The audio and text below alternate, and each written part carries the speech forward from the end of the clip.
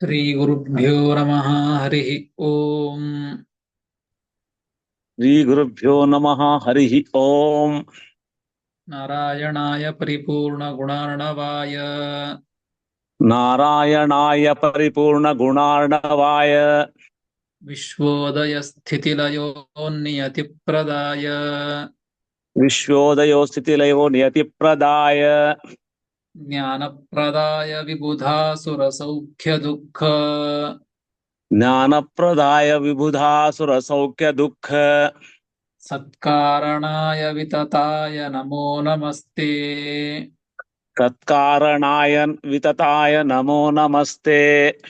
अशेषवाग्जाड्यमलापहन्त्री अशेषवाग्याड्यमलापहन्त्री नवं नवं स्पष्टसुवाक्प्रदायिनी नवं नवं स्पष्टसुवाक्प्रदायिनी ममीह जिह्वाग्रसुरङ्गनर्तकी ममेह जुहाग्रसुरङ्गनर्तकी भवप्रसन्ना वदने च मे श्रीः। भवप्रसन्ना वदने च मे श्रीः। अभ्रमं भङ्गरहितम् अजडं विमलं सदा अब्रहं भङ्गरहितम् अजडं विमलं सदा आनन्दतीर्थमतुलं भजे तापत्रयापहम्। आनन्दतीर्थमतुलं भजे तापत्रयापहम्। यस्य वाक्कामधेनुर्नः कामितार्थान् प्रयच्छति यस्य वाक्कामधेनुर्नः कामितार्थान् प्रयच्छति सेवेतं जययोगीन्द्रं कामबाणच्चिदं सदा। सेवेतं जय योगीन्द्रं कामबाणं चिदं सदा। पूज्याय राघवेन्द्राय सत्यधर्मरताय च पूज्याय राघवेन्द्राय सत्यधर्मरताय च भजतां कल्पवृक्षाय नमतां कामधेनवे। भजतां कल्पवृक्षाय नमतां कामधेनवे।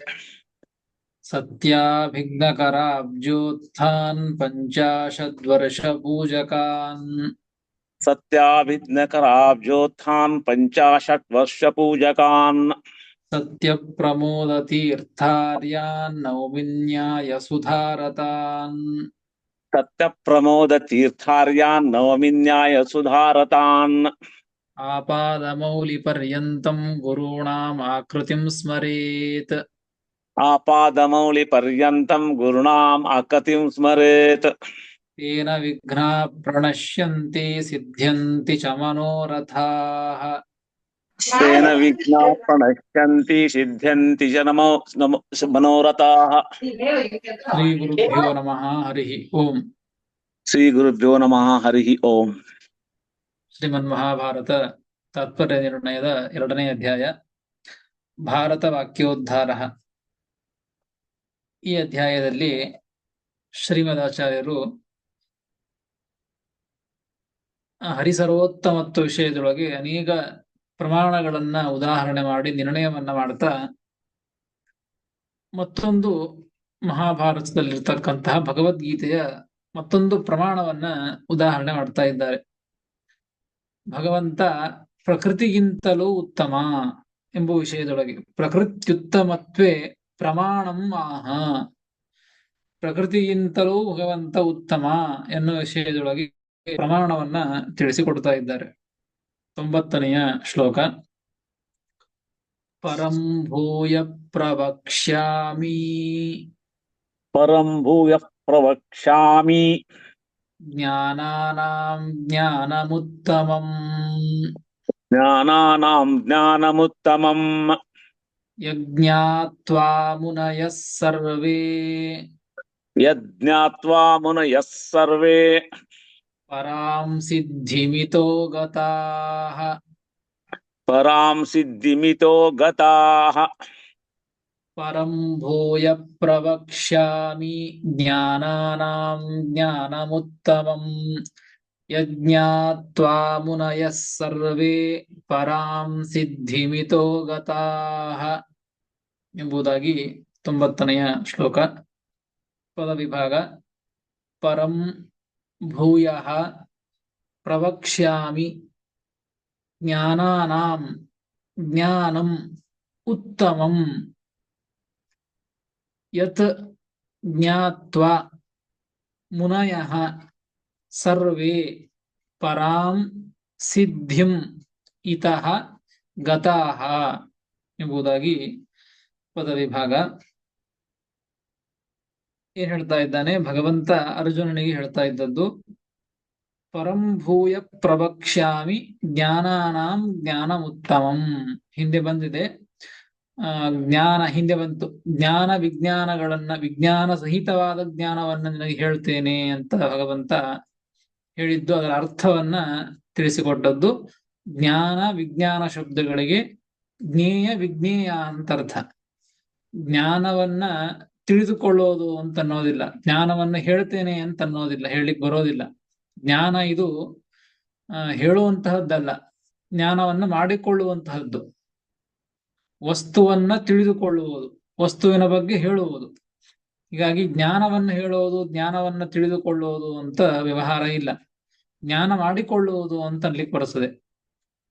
ಹೀಗಾಗಿ ಜ್ಞಾನವನ್ನು ಹೇಳ್ತೇನೆ ನೋಡಿ, ಇಲ್ಲಿ ಹೇಳ್ತಾ ಇದ್ದದ್ದು ಪರಂ ಭೂಯ ಪ್ರವಕ್ಷ್ಯಾಮಿ ಜ್ಞಾನಾನಾಂ ಜ್ಞಾನಮುತ್ತಮಂ. ಜ್ಞಾನಗಳಲ್ಲಿ ಯಾವ ಜ್ಞಾನ ಉತ್ತಮವೋ ಅದನ್ನ ಪ್ರವಕ್ಷ್ಯಾಮಿ ಹೇಳ್ತೇನೆ ಅಂತ ದೇವರು ಹೇಳ್ತಾ ಇದ್ದಾನೆ ಅರ್ಜುನನಿಗೆ. ಇದರರ್ಥ ಇಲ್ಲಿಯೂ ಅಷ್ಟೇ. ಜ್ಞಾನ ಅಂದ್ರೆ ಜ್ಞೇಯ ಅಂತ ಅರ್ಥ, ತಿಳಿದುಕೊಳ್ಳಬೇಕಾದಂತಹ ವಿಷಯ ಅಂತ ಅರ್ಥ. ಜ್ಞಾನಾನಾಂ ಅಂದ್ರೆ ಜ್ಞೇಯಾನಾಂ, ತಿಳಿದುಕೊಳ್ಳಬೇಕಾದಂತಹ ವಿಷಯಗಳ ಮಧ್ಯದೊಳಗೆ ಉತ್ತಮಂ ಜ್ಞಾನಂ ಪ್ರವಕ್ಷ್ಯಾಮಿ ಪರಂ ಭೂಯ. ಮತ್ತೆ ನಿನಗೇನ್ ಹೇಳ್ತೇನೆ ಅಂದ್ರೆ, ತಿಳಿದುಕೊಳ್ಳಬೇಕಾದಂತಹ ವಿಷಯಗಳಲ್ಲಿ ಉತ್ತಮವಾದಂತಹ, ತಿಳಿದುಕೊಳ್ಳಬೇಕಾದಂತಹ ವಿಷಯವನ್ನ ಹೇಳ್ತೇನೆ. ಯಾವ ವಿಷಯ ಉತ್ತಮವಿದೆಯೋ, ಉತ್ತಮವಾದಂತಹ ವಿಷಯ ಇದೆಯೋ ಅದನ್ನ ನಿನಗೆ ಹೇಳ್ತೇನೆ.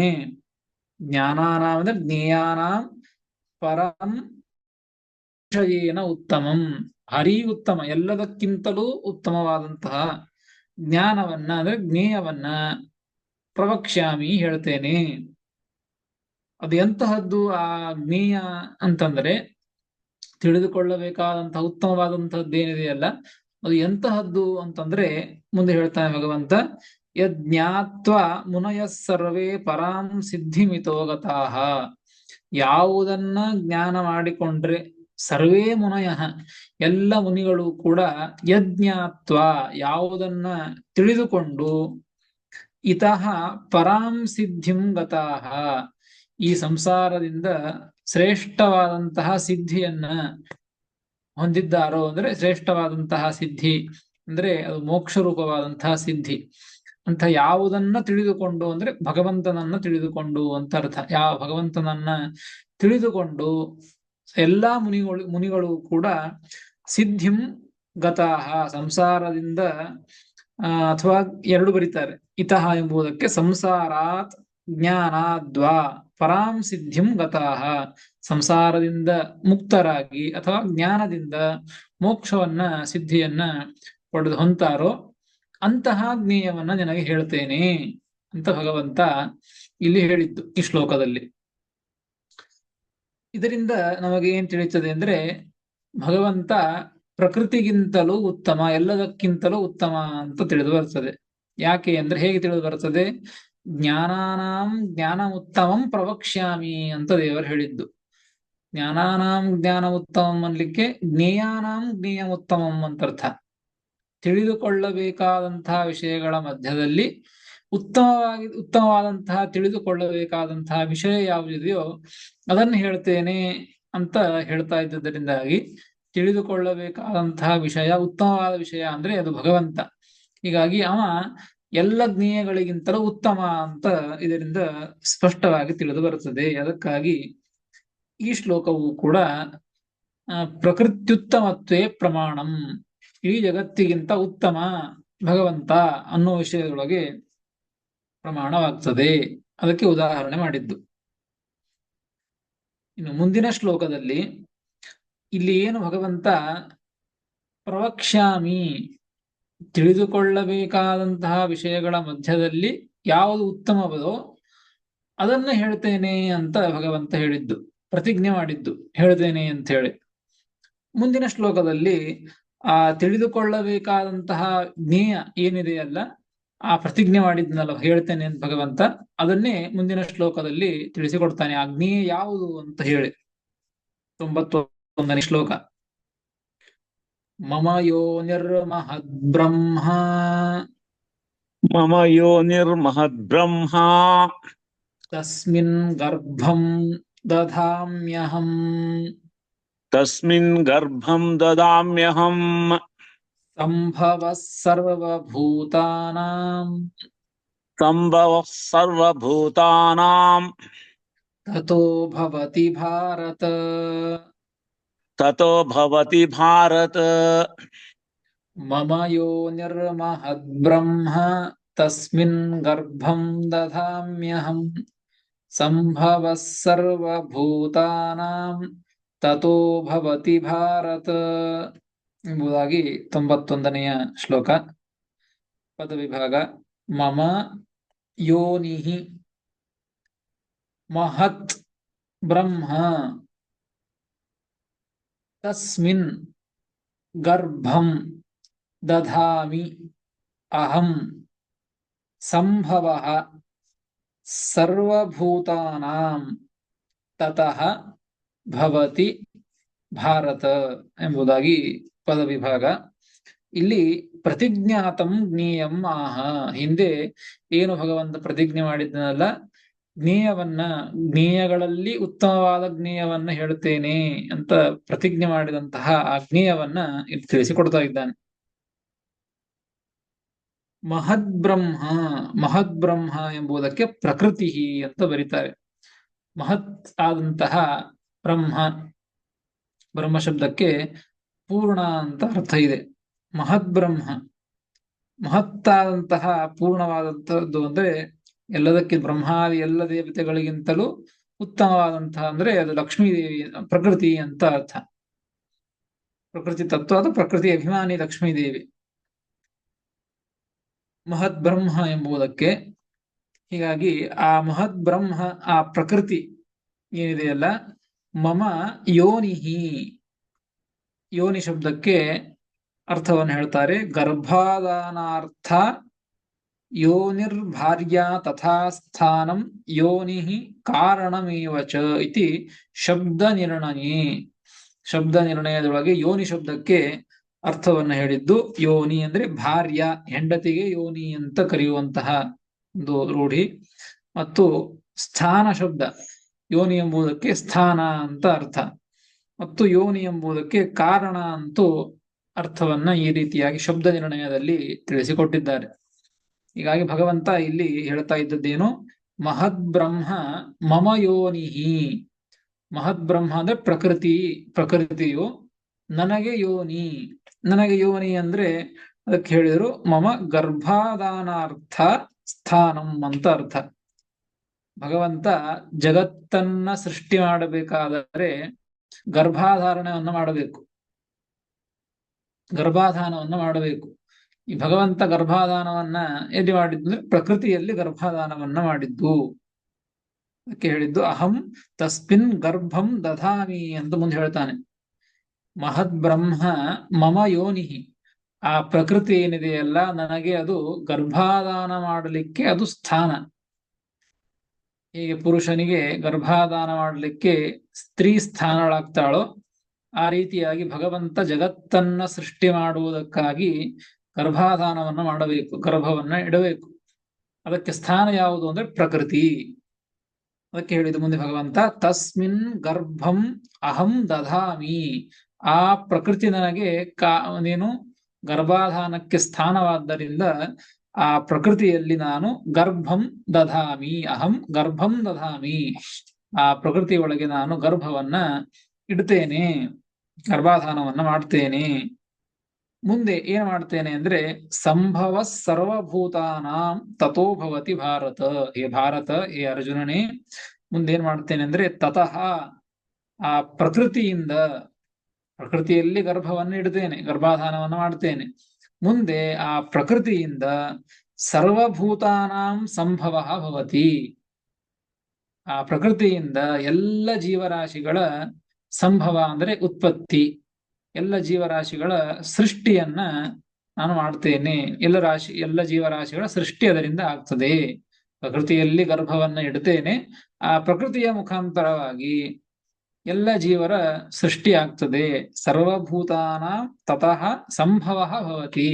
ಎಲ್ಲ ಜೀವರಾಶಿಗಳ ಸೃಷ್ಟಿ ಆಗ್ತದೆ, ಎಲ್ಲ ಜೀವರಾಶಿಗಳು ಹುಡ್ತಾರೆ ಅಂತ ಅರ್ಥ. ಹೀಗಾಗಿ ಪ್ರಕೃತಿಯಿಂದ ಭಗವಂತ ಎಲ್ಲ ಜೀವರಾಶಿಗಳ ಸೃಷ್ಟಿಯನ್ನ ಮಾಡ್ತಾನೆ. ಅದಕ್ಕೆ ಎಲ್ಲ ಜೀವರಾಶಿಗಳ ದೇಹವನ್ನ ಪ್ರಾಕೃತಿಕ ದೇಹ ಅಂತ ಕರೆಯೋದು. ಪ್ರಕೃತಿಯಿಂದ ಭಗವಂತ ಸೃಷ್ಟಿ ಮಾಡಿದ್ದಕ್ಕಾಗಿ ಪ್ರಾಕೃತಿಕ ದೇಹ ಅಂತ ಕರೆಯೋದು. ಹೀಗಾಗಿ ಇಲ್ಲಿ ಭಗವಂತ ತಾನು ತಿಳಿಸಿಕೊಟ್ಟದ್ದು ಜ್ಞೇಯ ಯಾವುದು ಅಂತಂದ್ರೆ, ಜಗತ್ ಸೃಷ್ಟಿಕರ್ತೃ ಯಾರಾಗಿದ್ದಾರೋ ಅವನೇ ಜ್ಞೇಯ, ಅವನೇ ತಿಳಿದುಕೊಳ್ಳಬೇಕಾದಂತಹ ವ್ಯಕ್ತಿ, ವಿಷಯ ಎಂಬುದನ್ನ ಹಿಂದೆ ಪ್ರತಿಜ್ಞೆ ಮಾಡಿದ್ದ ಭಗವಂತ ಹಿಂದಿನ ಶ್ಲೋಕದಲ್ಲಿ ಜ್ಞೇಯಂ ಪ್ರವಕ್ಷ್ಯಾಮಿ ಅಂತ ಹೇಳಿದ್ದು. ಆ ಜ್ಞೇಯ ಯಾವುದು ಅಂದ್ರೆ ಅದನ್ನು ಭಗವಂತ ಇಲ್ಲಿ ಈ ಶ್ಲೋಕದಲ್ಲಿ ತಿಳಿಸಿಕೊಟ್ಟ. ಇಡೀ ಪ್ರಕೃತಿಯಿಂದ ಎಲ್ಲ ಜೀವರಾಶಿಗಳ ಸೃಷ್ಟಿಯನ್ನ ಯಾರು ಮಾಡ್ತಾನೋ ಅವನೇ ಜ್ಞೇಯನಾದಂತಹ ವ್ಯಕ್ತಿ, ಆ ವ್ಯಕ್ತಿಯನ್ನೇ ತಿಳಿದುಕೊಳ್ಳಬೇಕು, ಅವನೇ ಜ್ಞೇಯ ಎಂಬುದಾಗಿ ಭಗವಂತ ಇಲ್ಲಿ ತಿಳಿಸಿಕೊಟ್ಟಿದ್ದಾನೆ. ಹೀಗಾಗಿ ಇಂತಹ ಈ ಎರಡು ಅದೇ ಕೇಳಿ ಇದು ಅರ್ಥ ಆಯ್ತು. ಜೀವಗಣನ ಪ್ರಕೃತಿನಲ್ಲಿ ಗರ್ಭದಾನ ಮಾಡಿದ್ರೆ ನಾವು ಜೀವ ಮತ್ತೆ ಜಡ ಮತ್ತೆ ಜೀವ ಸೇರ್ಕೊಂಡು ಎಲ್ಲ ನಾವೆಲ್ಲ ಹುಟ್ಟುತ್ತೀವಿ, ಜಗತ್ತಿನ ಸೃಷ್ಟಿ ಮಾಡ್ತಾನೆ ಸೃಷ್ಟಿ ಆಗ್ತದೆ. ಅದಕ್ಕೆ ಅಂಬೃಣಿ ಸೂಕ್ತದಲ್ಲಿ ಒಂದು ಬರುತ್ತೆ ಪದ್ಯ, ಅಹಂ ಯೋನಿ ಅಂತ ಸಮುದ್ರೆ, ಅದಲ್ಲಿ ಮಮ ಯೋನಿ ಅಂತ ಸಮುದ್ರೆ ಅಂತ ಬರುತ್ತೆ. ಅದನ್ನು ಅದೇನೇ ಅರ್ಥನಾ ಅಥವಾ ಇಲ್ಲಿ ಮಮ ಯೋನಿ ಅಂತ ಸಮುದ್ರೆ ಅಂದ್ರೆ ಏನ್ ಅರ್ಥ ಅಂಬೃಣಿ ಸೂಕ್ತದಲ್ಲಿ? ಅಂತ ಸಮುದ್ರೆ ಅದೇ ಅಷ್ಟೇ, ಸಮಾನ ಅರ್ಥನೇ. ಓಕೆ, ಧನ್ಯವಾದ.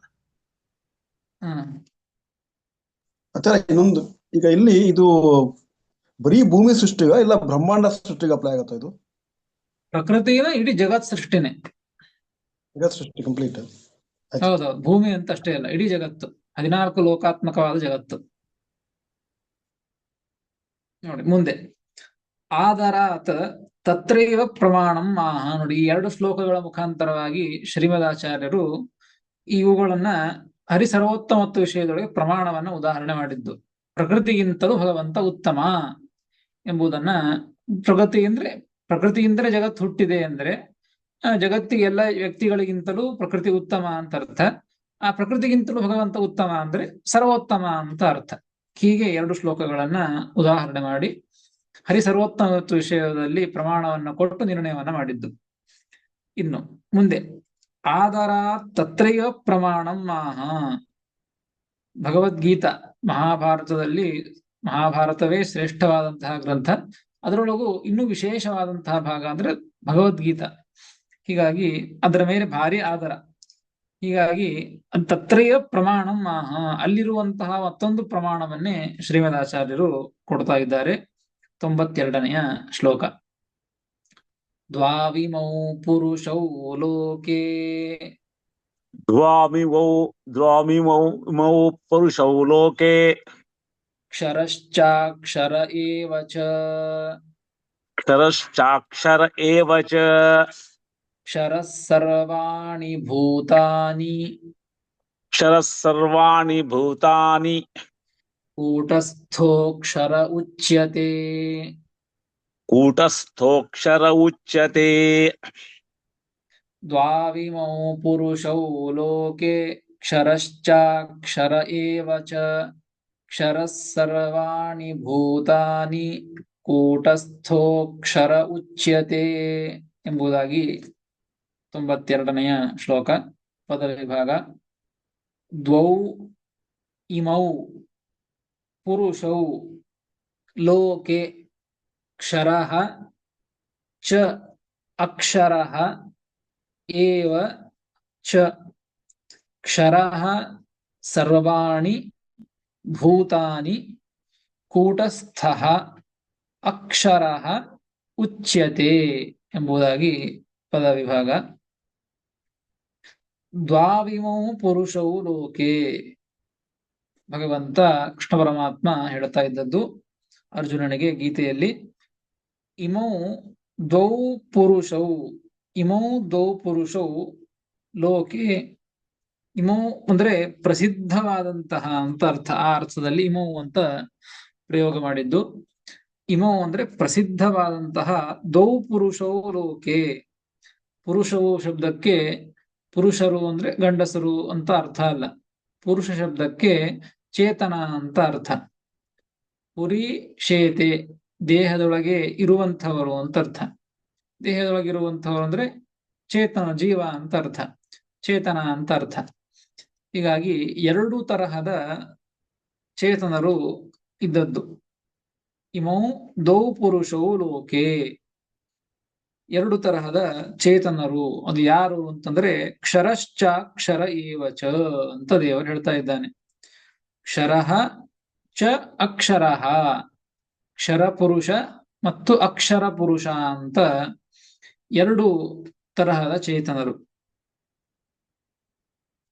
ಇದು ಎಲ್ಲಿ ಅಂದ್ರೆ ಲೋಕೆ ಅಂತ ಭಗವಂತ ಹೇಳಿದ್ದು.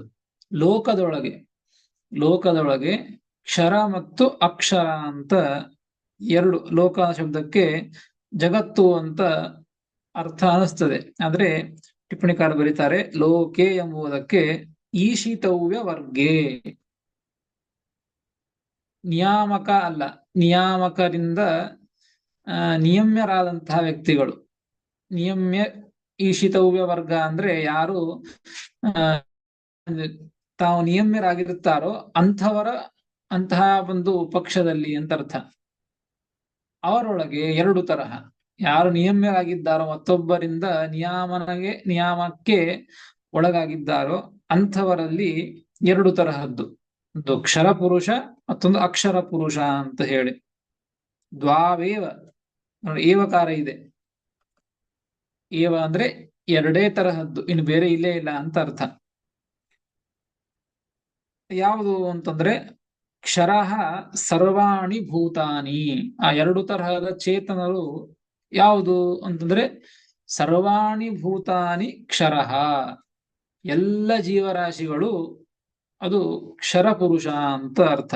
ಎಲ್ಲ ಜೀವರಾಶಿಗಳು ಅಂದ್ರೆ ಬ್ರಹ್ಮಾದಯೋ ಜೀವಾಹ ಕ್ಷರಃ. ಬ್ರಹ್ಮದೇವರನ್ನ ಹಿಡಿದುಕೊಂಡು, ಬ್ರಹ್ಮದೇವರನ್ನ ಆರಂಭ ಮಾಡಿಕೊಂಡು ತೃಣಜೀವದವರೆಗೂ ಕೂಡ ಎಲ್ಲ ಜೀವರಾಶಿಗಳು ಕೂಡ ಕ್ಷರ ಪುರುಷ. ಏನ್ ಕ್ಷರ ಪುರುಷ ಅಂದ್ರೆ ಶರೀರ ಕ್ಷರಣಾತ್, ಶರೀರ ಇದು ನಾಶವಾಗ್ತದೆ, ಅದಕ್ಕೆ ಕ್ಷರ ಪುರುಷ ಅಂತ ಕರೆದದ್ದು. ಎಲ್ಲರ ದೇಹ ಬ್ರಹ್ಮದೇವರನ್ನ ಹಿಡಿದುಕೊಂಡು ತೃಣಜೀವದವರೆಗೂ ಕೂಡ ಶರೀರ ನಾಶ ಆಗ್ತದೆ, ಇಂದಿಲ್ಲ ಒಂದು ದಿವಸ. ಅದಕ್ಕೆ ಕ್ಷರ ಪುರುಷ, ಕ್ಷರ ಚೇತನ ಅಂತ ಕರೆದದ್ದು. ಆ ಚೇತನರ ದೇಹ ಕ್ಷರ ನಾಶವಾಗಿ ಹೋಗ್ತದೆ, ಅದಕ್ಕಾಗಿ ಆ ತರಹದ ಚೇತನರು. ಇನ್ನು ಅಕ್ಷರ ಪುರುಷ ಅಂತಂದ್ರೆ ಯಾರು ಅಂದ್ರೆ ಕೂಟಸ್ಥೋಕ್ಷರ ಉಚ್ಯತೆ. ಕೂಟಸ್ಥಃ ಅಕ್ಷರ ಉಚ್ಯತೆ. ಕೂಟಸ್ಥಃ ಪುರುಷಃ ಅಂದ್ರೆ ಯಾರು? ಮಹಾಲಕ್ಷ್ಮಿ ಅಂತ ಅರ್ಥ. ಕೂಟವತ್, ಗಗನವತ್, ಆಕಾಶದಂತೆ ಇರ್ತಾಳೆ, ಅದಕ್ಕಾಗಿ ಸ್ಥಿರವಾಗಿ ಇರ್ತಾಳೆ ಅನ್ನುವ ಸಲುವಾಗಿ ಮಹಾಲಕ್ಷ್ಮಿಯನ್ನ ಅಕ್ಷರ, ಕುಟಸ್ಥಃ ಅಕ್ಷರ ಉಚ್ಯತೆ. ಕುಟಸ್ಥಃ ಅಂದ್ರೆ ಲಕ್ಷ್ಮೀದೇವಿ. ಆ ಲಕ್ಷ್ಮೀದೇವಿ ಅಕ್ಷರ ಪುರುಷಳು. ಯಾಕೆ ಅಂದ್ರೆ ಅವಳ ದೇಹ ಶರೀರ ಕ್ಷರಣಾಭಾವ, ಅವಳ ಶರೀರ ಇದು ನಾಶವಾಗೋದಿಲ್ಲ. ಹೀಗಾಗಿ ನಾಶವಾಗದೇ ಇರುವಂತಹ ಶರೀರ ಇರುವಂತಹವಳು ಲಕ್ಷ್ಮೀದೇವಿ, ಆ ಚೇತನಳು. ಹೀಗಾಗಿ ಇನ್ನು ಉಳಿದ ಎಲ್ಲ ಚೇತನರು ಕೂಡ ನಾಶವಾಗುವಂತಹ ಶರೀರ ಉಳ್ಳವರು, ಅಂತಹ ಚೇತನರು. ಹೀಗಾಗಿ ಜಗತ್ತಿನೊಳಗೆ ಈಶಿತವ್ಯ ವರ್ಗದೊಳಗೆ ಎರಡೇ ತರಹದ ಜೀವರಾಶಿಗಳು. ಒಂದು ಅಕ್ಷರ ಜೀವ ಚೇತನ, ಮತ್ತೊಂದು ಕ್ಷರ ಚೇತನ ಅಂತ. ಹೀಗೆ ಎರಡು ತರಹ ಜೀವರಾಶಿಗಳು ಇದ್ದಾರೆ. ಇವರೆಲ್ಲರಿಗಿಂತಲೂ ಕೂಡ ಉತ್ತಮವಾದಂತಹ ವ್ಯಕ್ತಿಯೊಬ್ಬ ಇದ್ದಾನೆ ಎಂಬುದನ್ನ ಮುಂದಿನ ಶ್ಲೋಕದಲ್ಲಿ ತಿಳಿಸ್ತಾರೆ. ಭಗವಂತ ತಿಳಿಸಿಕೊಡ್ತಾ ಇದ್ದಾನೆ. ಅದನ್ನು ಉದಾಹರಣೆ ಮಾಡಿದ್ದಾರೆ ಶ್ರೀಮದಾಚಾರ್ಯರು. 93ನೇ ಶ್ಲೋಕ. ಉತ್ತಮ ಪುರುಷಸ್ತ್ವನ್ಯಃ ಉತ್ತಮ ಪುರುಷಸ್ತ್ವನ್ಯಃ ಪರಮಾತ್ಮೇತ್ಯುದಾಹೃತಃ ಪರಮಾತ್ಮೇತ್ಯುದಾಹೃತಃ ಯೋ ಲೋಕತ್ರಯಮಾವಿಶ್ಯ ಯೋ ಲೋಕತ್ರಯಮಾವಿಶ್ಯ ಬಿಭರ್ತ್ಯವ್ಯಯ ಈಶ್ವರಃ ಬಿಭರ್ತ್ಯವ್ಯಯ ಈಶ್ವರಃ ಉತ್ತಮ ಪುರುಷಸ್ತ್ವನ್ಯ ಪರಮಾತ್ಮೇತ್ಯುದಾಹೃತಃ ಯೋ ಲೋಕತ್ರಯಮಾವಿಶ್ಯ ಬಿಭರ್ತ್ಯವ್ಯಯ ಈಶ್ವರಃ ಎಂಬುದಾಗಿ 93ನೆಯ ಶ್ಲೋಕ. ಪದವಿಭಾಗ. ಉತ್ತಮಃ ಪುರುಷಃ ತು ಅನ್ಯಃ ಪುರುಷಸ್ತ್ವನ್ಯಃ ಅಂತ ಇದೆ. ಪುರುಷಃ ತು ಅನ್ಯಃ ಪರಮಾತ್ಮ ಇತಿ ಉದಾಹೃತಃ ಯಃ ಲೋಕತ್ರಯಂ ಆವಿಶ್ಯ ಬಿಭರ್ತಿ ಅವ್ಯಯಃ ಈಶ್ವರಃ ಎಂಬುದಾಗಿ ಪದವಿಭಾಗ. ಈ ಎರಡು ಶ್ಲೋಕದಿಂದ ಮತ್ತೆ ಹರಿಸರ್ವೋತ್ತಮತ್ವವನ್ನ ನಿರ್ಣಯ ಮಾಡುವುದಕ್ಕಾಗಿ ಶ್ರೀಮದಾಚಾರ್ಯ ಎರಡು ಶ್ಲೋಕವನ್ನ ಉದಾಹರಣೆ ಮಾಡಿದ್ದು. ಉತ್ತಮಃ ಪುರುಷಃ ತು ಅನ್ಯಃ. ಅನ್ಯಃ ಎಂಬುದಕ್ಕೆ ಹಿಂದಿನ ಶ್ಲೋಕದಲ್ಲಿ ಎರಡು ತರಹದ ಚೇತನರನ್ನ ಹೇಳಿದ್ದು, ಕ್ಷರ ಪುರುಷ ಅಕ್ಷರ ಪುರುಷ ಅಂತ ಹೇಳಿ. ಹಾಗೆ ಹೇಳಿ ಅನ್ಯಃ ಅಂದ್ರೆ ಆ ಇಬ್ಬರಿಂದ ಅನ್ಯ ಅಂತರ್ಥ, ಆ ಎರಡು ತರಹದ ಚೇತನರಿಂದ ಅನ್ಯ ಅಂತರ್ಥ. ಕ್ಷರಾಕ್ಷರಾಭ್ಯಾಂ ಅನ್ಯಸ್ತು ಅನ್ಯಃ ಏವ ಪುರುಷಃ ಉತ್ತಮಃ. ಈ ಕ್ಷರ ಮತ್ತು ಅಕ್ಷರ ಪುರುಷರು ಯಾರಿದ್ದಾರೋ ಅವರಿಬ್ಬರಿಂದಲೇನೆ ಅನ್ಯನಾದಂತಹ ವ್ಯಕ್ತಿ ಅವ ಉತ್ತಮ.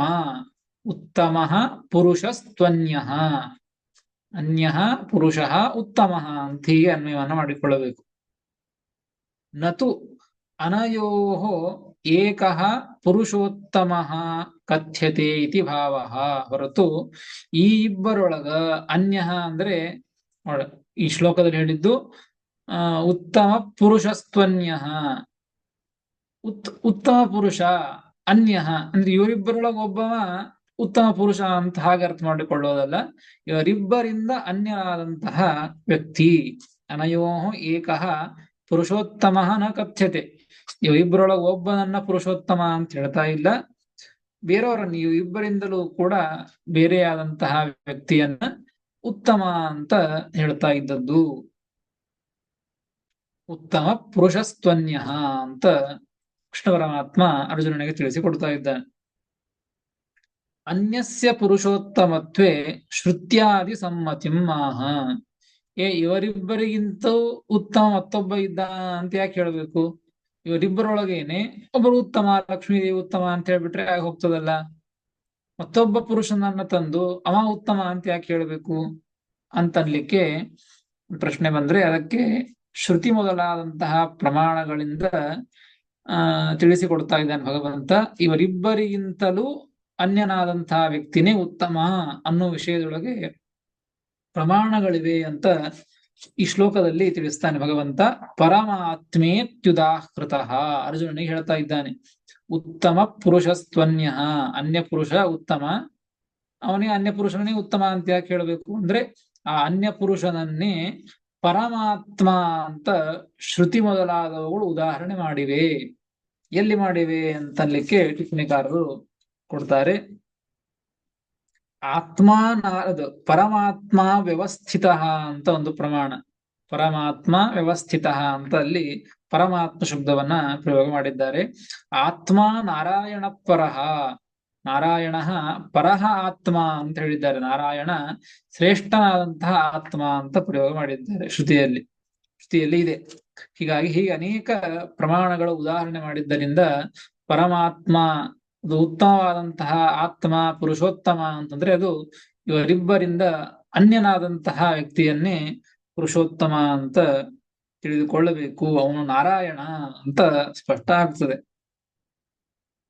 ಯಾರು ಅಂತ ಮುಂದೆ ಹೇಗೆ ಯಾರು ಅಂತಂದ್ರೆ ಯೋಲೋಕತ್ರಯಮಾವಿಶ್ಯ ಬಿಭರ್ತ್ಯವ್ಯಯ ಈಶ್ವರ ಪರಮಾತ್ಮೇತ್ಯುದಾಹೃತಃ ಉಕ್ತಃ ಯುಕ್ತಿಂಚ ಆಹ.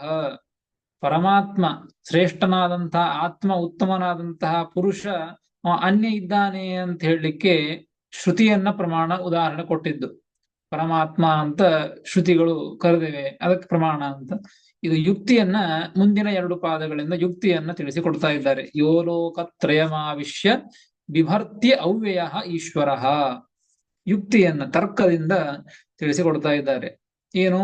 ಯಹ ಲೋಕತ್ರಯಂ ಆವಿಶ್ಯ ಬಿಭರ್ತಿ.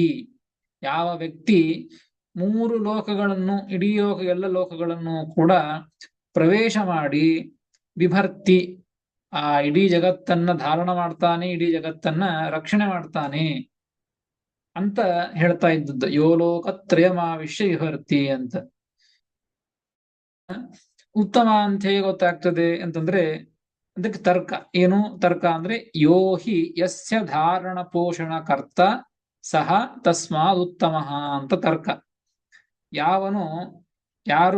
ಯಾರಿಗೆ ಒಂದು ಅವರ ರಕ್ಷಣೆಯನ್ನ ಮಾಡ್ತಾನೆ, ಅವರನ್ನ ನೋಡಿಕೊಳ್ತಾನೆ, ಅವರ ಭಾರವನ್ನು ಹೊತ್ತಾನೆ, ಅವರೆಲ್ಲವನ್ನ ನೋಡಿಕೊಳ್ತಾನೆ ಅಂದ್ರೆ ಅವರಿಗಿಂತ ನೋಡಿಕೊಳ್ಳುವಂತಹ ವ್ಯಕ್ತಿ ಉತ್ತಮ ಅಂತ ಜಗತ್ತಿನಲ್ಲಿ ಪ್ರಸಿದ್ಧವಾದದ್ದು. ಹೀಗಾಗಿ ಭಗವಂತ ಇಡೀ ಜಗತ್ತನ್ನ ಧಾರಣ ಮಾಡ್ತಾನೆ, ಹೊತ್ತಿದ್ದಾನೆ, ಇಡೀ ಜಗತ್ತನ್ನ ರಕ್ಷಣೆ ಮಾಡ್ತಾನೆ ಅಂತಂದ್ರೆ ಭಗವಂತ ಆ ಇಡೀ ಜಗತ್ತಿನಿಗಿಂತ ಎಲ್ಲ ಜೀವರಾಶಿಗಳಿಗಿಂತಲೂ ಕೂಡ ಉತ್ತಮ ಅಂತ ತರ್ಕದಿಂದಲೂ ಕೂಡ ಗೊತ್ತಾಗ್ತದೆ. ಇಲ್ಲ ಭಗವಂತ ಜಗತ್ತನ್ನ ಯೋಲೋಕತ್ರಯಂ ಆವಿಶ್ಯ ಅಂತಂದ್ರೆ ಇಲ್ಲ, ಜಗತ್ತನ್ನ ಪ್ರವೇಶ ಮಾಡಿ ಧಾರಣ ಪೋಷಣವನ್ನ ಮಾಡ್ತಾನೆ ಅಂತ ಹೇಳಿದರೆ ಜಗತ್ತು ನಾಶವಾಗ್ತದೆ ಒಂದಿಲ್ಲ ಒಂದು ದಿವಸ.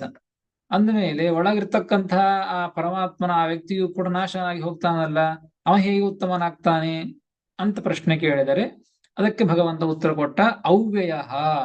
ಭಗವಂತನಿಗೆ ಲೋಕದಲ್ಲಿ ಪ್ರವೇಶ ಮಾಡಿದರೂ ಕೂಡ, ಲೋಕನಾಶವಾದರೂ ಕೂಡ ಭಗವಂತನಿಗೆ ಮಾತ್ರ ನಾಶವಾಗುವುದಿಲ್ಲ. ಅವ್ಯಯನಾಗಿದ್ದಾನೆ ಭಗವಂತ, ನಾಶರಹಿತನಾಗಿದ್ದಾನೆ. ತತ್ ಕಥಂ ಅವ್ಯಯ ನಾಶರಹಿತ ಅಂತ ಹೇಗೆ ಹೇಳ್ತೀರಿ ನೀವು ಅಂತ ಪ್ರಶ್ನೆ ಕೇಳಿದರೆ ಐಶ್ವರ್ಯಾದಿತ್ಯಾಹ ಈಶ್ವರ. ಅದಕ್ಕೆ ಮುಂದಿನ ಶಬ್ದ ಹೇಳಿದ್ದು ಭಗವಂತ ಅವ್ಯಯ ಯೋಲೋಕತ್ರಯಮಾವಿಶ್ಯ ಬಿಭರ್ತ್ಯವ್ಯಯ ಈಶ್ವರ ಅಂತ ಹೇಳಿದ್ದು. ಭಗವಂತ ಈಶ್ವರನಾಗಿದ್ದಾನೆ, ಎಲ್ಲರಿಗೂ ಒಡೆಯನಾಗಿದ್ದಾನೆ. ಈಶ್ವರ ಐಶ್ವರ್ಯಸ್ಯ ಸಮಗ್ರಸ್ಯ ವೀರ್ಯಸ್ಯ ಯಶಸ್ಶ್ರಿಯ ಅಂತ ಷಡ್ಗುಣ ಸಂಪನ್ನನಾದ್ದರಿಂದ ಭಗವಂತ ಈಶ್ವರನಾಗಿದ್ದಾನೆ. ಈಶ್ವರನಾದ್ದರಿಂದ ಭಗವಂತನಿಗೆ ನಾಶ ಇಲ್ಲ. ನಾಶ ಇಲ್ಲದೇ ಇದ್ದದ್ದರಿಂದಾಗಿ ಜಗತ್ತಿನೊಳಗೆ ಪ್ರವೇಶ ಮಾಡಿದರೂ ಕೂಡ ಭಗವಂತನಿಗೆ ಜಗತ್ತು ನಾಶ ಆದರೂ ಭಗವಂತನಿಗೆ ನಾಶ ಆಗುವುದಿಲ್ಲ. ಹೀಗಾಗಿ ಅಂತಹ ಇಡೀ ಜಗತ್ತನ್ನ ಭಗವಂತ ಧಾರಣೆ ಮಾಡ್ತಾನೆ, ಪೋಷಣೆ ಮಾಡ್ತಾನೆ. ಅಂದ್ರೆ ಆ ಇಡೀ ಜಗತ್ತಿನಿಂದ ಅಂದ್ರೆ ಎಲ್ಲ ಜೀವರಾಶಿಗಳಿಗಿಂತಲೂ ಕೂಡ ಭಗವಂತ ಉತ್ತಮ, ಆ ಅನ್ಯನಾದಂತಹ ವ್ಯಕ್ತಿ. ಈ ಕ್ಷರ ಅಕ್ಷರ ಚೇತನರಿಂದ ಅನ್ಯನಾದಂತಹ ವ್ಯಕ್ತಿಯ ನಾರಾಯಣನೇ ಉತ್ತಮ ಅಂತ ಇದರಿಂದಲೂ ಕೂಡ ತಿಳಿದು ಬರ್ತದೆ. ಹೀಗಾಗಿ ಭಗವಂತನಿಗೇನೆ ಸರ್ವೋತ್ತಮತ್ವ ಇದ್ದದ್ದು ಎಂಬುದಾಗಿ ಈ 2 ಶ್ಲೋಕಗಳನ್ನು ಉದಾಹರಣೆ ಮಾಡಿ ಶ್ರೀಮದಾಚಾರ್ಯರು ಸರ್ವೋತ್ತಮತ್ವವನ್ನ ನಿರ್ಣಯವನ್ನ ಮಾಡಿ ತಿಳಿಸಿದ್ದಾರೆ. ಇದೇ ರೀತಿಯಾಗಿ ಮತ್ತೆ ಮುಂದಿನ ಶ್ಲೋಕಗಳಲ್ಲಿಯೂ ಇದೇ ರೀತಿಯಾದಂತಹ ವಿಚಾರವನ್ನ ತಿಳಿಸ್ತಾ ಇರೋದನ್ನು ಮತ್ತೆ ನಾಳೆ ತಿಳಿದುಕೊಳ್ಳೋಣ ಅಂತ ಹೇಳ್ತೇನೆ. ಶ್ರೀಕೃಷ್ಣಾರ್ಪಣಮಸ್ತು. ಹರಯೇ ನಮಃ.